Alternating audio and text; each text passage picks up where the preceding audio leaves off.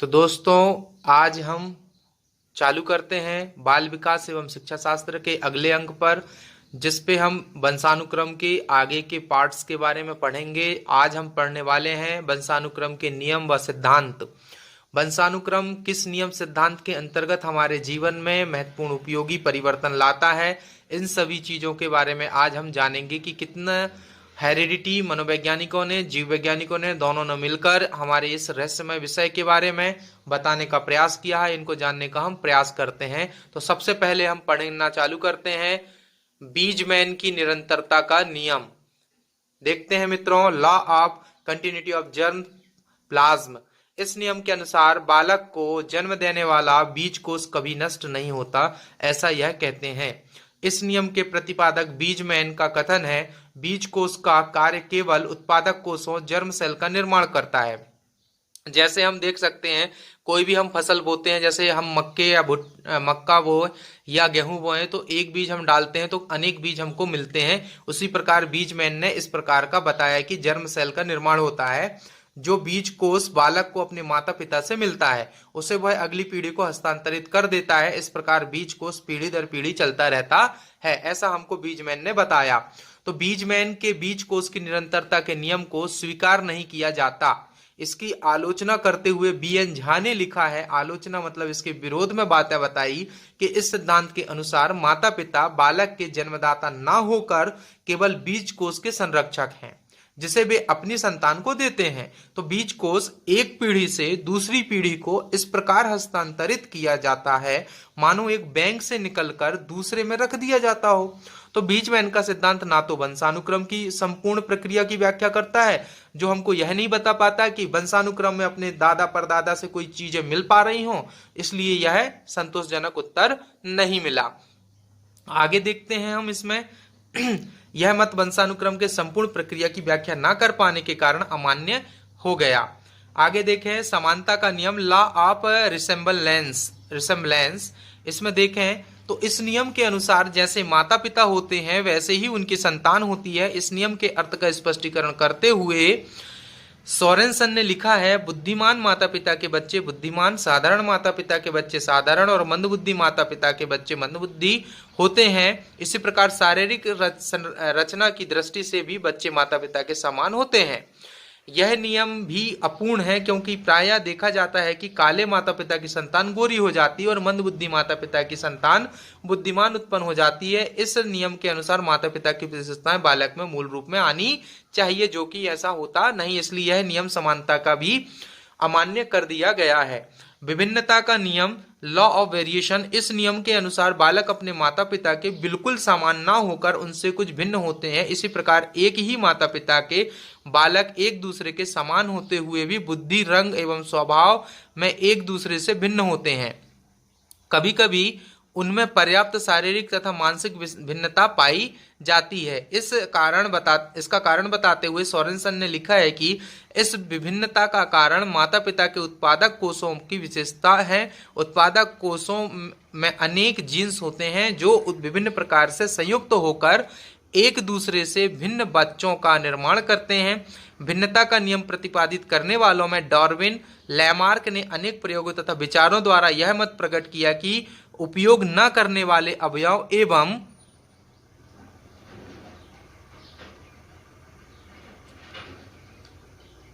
विशेषताओं का लोप अगली पीढ़ी में हो जाता है। नवोत्पत्ति एवं प्राकृतिक चयन द्वारा वंशक्रमीय विशेषताओं का उन्नयन होता है। आगे हम जब जानने का प्रयास करें कि अगला प्रत्यागमन का नियम कहता है, लॉ ऑफ रिग्रेशन। इस नियम के अनुसार बालक में अपने माता पिता के विपरीत गुण पाए जाते हैं।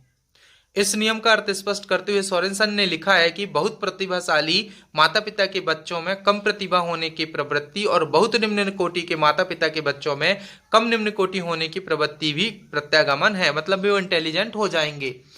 प्रकृति का नियम यह है कि वह विशिष्ट गुणों के बजाय सामान्य गुणों का अधिक वितरण करके एक जाति के प्राणियों को एक ही स्तर पर रखने का प्रयास करती है। इस नियम के अनुसार बालक अपने माता पिता के विशिष्ट गुणों का त्याग करके सामान्य गुणों को ग्रहण करते हैं। यही कारण है कि महान व्यक्तियों के पुत्र साधारणतः उनके समान महान नहीं होते हैं। उदाहरण के अनुसार हम देखें, बाबर, अकबर और महात्मा गांधी के पुत्र उनसे बहुत अधिक निम्न कोटि के थे। इसके दो मुख्य कारण हैं। एक, माता पिता के जीन्स में से एक कम और एक अधिक शक्तिशाली होता है। माता पिता में उनके पूर्वजों में से किसी एक का जीन्स अधिक शक्तिशाली हो जाता है। इस प्रकार से भी देखा जा सकता है। आगे हमको बताया गया है इसमें कि अर्जित गुणों के संक्रमण का नियम, इनहेरिटेंस ऑफ एक्वायर्ड ट्रेड्स, इसमें जानने का प्रयास करते हैं कि क्या होता है। इस नियम के अनुसार माता पिता द्वारा अपने जीवन काल में अर्जित किए जाने वाले गुणों उनकी संतान को प्राप्त नहीं होते। इस नियम को अस्वीकार करते हुए अविकासवादी लेमार्क ने लिखा है कि व्यक्तियों द्वारा अपने जीवन में जो कुछ भी अर्जित किया जाता है वह उनके द्वारा उत्पन्न किए जाने वाले व्यक्तियों को संक्रमित किया जाता है। इसका उदाहरण देते हुए लेमार्क ने कहा है कि जिराफ पशु की गर्दन पहले बहुत कुछ घोड़े के समान थी, पर कुछ विशेष परिस्थितियों के कारण वह लंबी हो गई। इसका यह मतलब है कि पहले घोड़ा जैसे उसकी गर्दन थी, फिर धीरे धीरे वह ऊंची झाड़ियों की पत्तियां खाने लगा और वह धीरे धीरे उसकी एक्सपीरियंस उसकी गर्दन लंबी होते गई और यह धीरे धीरे अनेक समय तक, अनेक काल तक, कालांतर जैसी लंबी होती गई, उसकी गर्दन बढ़ती गई, अगली पीढ़ी में संक्रमित होने लगा। और लेमार्क के इस कथन की पुष्टि मैकडूगल तथा पावलॉव ने चूहों पर एवं हैरिसन ने पतंगों पर परीक्षण करके किया। लेमार्क ने इस कथन की पुष्टि मैकडूगल तथा पावलॉव ने चूहों और हैरिसन ने पतंगों पर परीक्षण करके हमें बताया कि आज के युग में विकासवाद या अर्जित गुणों के संक्रमण का सिद्धांत अस्वीकार नहीं किया जाता है। इस संबंध में वुडवर्थ ने लिखा है कि वंशानुक्रम की प्रक्रिया के अपने आधुनिक ज्ञान से संपन्न होने पर यह बात प्रायः असंभव जान पड़ती है कि अर्जित गुणों को संक्रमित किया जा सके। यदि आप कोई भाषा बोलने सीख लें तो क्या आपके जीन्स द्वारा इस ज्ञान को अपने बच्चों को संक्रमित कर सकते हैं? इस प्रकार के किसी प्रकार प्रमाण की पुष्टि नहीं हुई है। क्षय या सूजक ऐसे रोग जो बहुधा परिवारों में पाया जाता है संक्रमित नहीं हो पाते अगली पीढ़ी तक, तो बालक को यह रोग परिवार के पर्यावरण में छूत से होता है, ना कि वंशानुक्रम से होता है। तो दोस्तों हम इसमें आगे देखते हैं। हमारे पास वैज्ञानिक मेंडल के अनुसार हमको बताया गया कि किस प्रकार से हमारे वंशानुक्रम में प्रभाव उत्पन्न होता है। तो मेंडल का नियम कहता है, इस नियम के अनुसार वर्ण संकरण प्राणी या वस्तुएं अपने मौलिक या सामान्य रूप की ओर अग्रसर होती है। इस नियम को चेकोस्लोवाकिया के मेंडल नामक पादरी ने प्रतिपादित किया, जो कि एक चर्च के पादरी थे। उसने अपने गिरजे के बगीचे में बड़ी और छोटी मटरें बराबर संख्या में मिलाकर बोई। उगने वाले मटरों में सब वर्ण संकर जाति की थी। मेंडल ने इन वर्ण संकर मटरों को फिर बोया और इस प्रकार उसने उगने वाली मटरों को कई बार बोया। अंत में उसे ऐसी मटरें मिली जो वर्ण संकर होने के बजाय शुद्ध थी, मतलब मिक्स नहीं थी। वर्ण संकर का मतलब होता है मिक्स हो जाना, वो मिक्स नहीं थी, वो सेपरेट थी। तो मटरों के समान मेंडल ने चूहों का पर भी प्रयोग किया। उसने सफेद और काले चूहों को साथ साथ रखा। इनसे जो चूहे उत्पन्न हुए वे काले थे, फिर उनसे इन वर्ण संकर काले चूहों को एक साथ रखा। इनसे उत्पन्न होने वाले चूहे काले और सफेद दोनों रंग के थे। अपने प्रयासों के आधार पर मेंडल ने यह सिद्धांत प्रतिपादित किया कि वर्ण संकर प्राणी या वस्तुएं अपने मौलिक सामान्य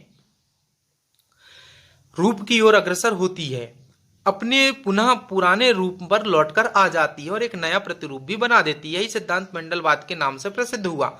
इसकी व्याख्या करते हुए बीएन झा ने लिखा है कि वर्ण संकर अपने स्वयं के पितृ या मात्र उत्पादक कोषों का निर्माण करते हैं, तब वे प्रमुख गुणों से युक्त माता पिता के समान शुद्ध प्रकारों को जन्म देते हैं। मेंडल तथा मटरों का प्रयोग किया। उन्होंने लिया शुद्ध बड़ी मटर और इधर लिया शुद्ध छोटी मटर, उनका वर्ण संकर किया और शुद्ध बड़ी मटर 25% मिली और बड़ी वर्ण संकर मटर 50% मिली और शुद्ध छोटी मटर 25% मिली। मेंडल व चूहों का प्रयोग करके देखा, एक काला एक सफेद रखा तो हमको 3 काले चूहे मिले। जब इन्हीं काले चूहों को हमने रखा तो 3 काले चूहे और 1 सफेद चूहा हमको प्राप्त हुआ। इसको हम आगे देखें मेंडल के नियम को, तो हमने जब 2 काले चूहे रखे, एक काले चूहे से हमने 2 काले चूहे प्राप्त किया, 2 काले चूहे से हमने 3 काले चूहे और 1 सफेद चूहा प्राप्त किया, और 1 सफेद चूहे से हमने 2 सफेद चूहे प्राप्त करे। तो बालक पर वंशानुक्रम का प्रभाव, पाश्चात्य मनोवैज्ञानिकों ने वंशानुक्रम के महत्व के संबंध में अनेक अध्ययन तथा परीक्षण किए। इनके आधार पर उन्होंने सिद्ध किया कि बालक के व्यक्तित्व के प्रत्येक पक्ष पर वंशानुक्रम का प्रभाव पड़ता। तो बालकों पर वंशानुक्रम का प्रभाव, इसको हम अगले अंक में जानेंगे कि किस प्रकार से बालक पर वंशानुक्रम का प्रभाव होता है। तो मित्रों, इस चैनल को लाइक करें, शेयर करें, सब्सक्राइब करें और ज़्यादा से ज़्यादा लोगों तक पहुंचाएं, जिससे कि बहुत से लोगों का फायदा हो सके। अंत में आपके अंदर बैठे परमात्मा को प्रणाम करते हैं। धन्यवाद।